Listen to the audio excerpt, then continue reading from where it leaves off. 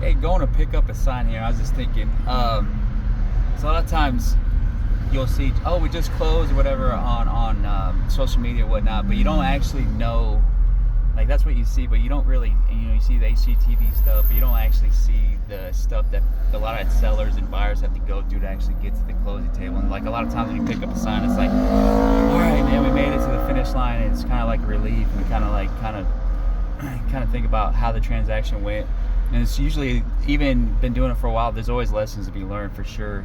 So I was kind of thinking, like I said, let's do a little episode of picking up the sign, episode 1. So on this one, we're going to was an estate sale.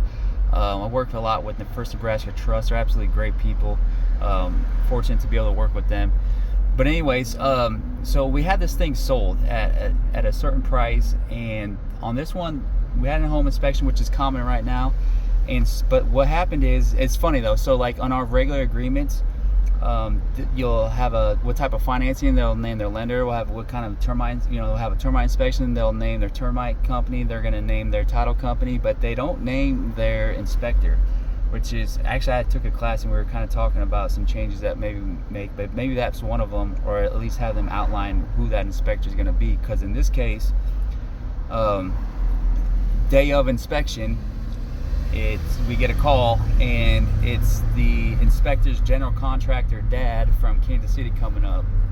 And so at that point they kind of got you. It's like, well, for one, we're under contract, we got to let them in, and two, you don't want to look like you're hiding anything, but at the same time, you know that there's a process and a way to basically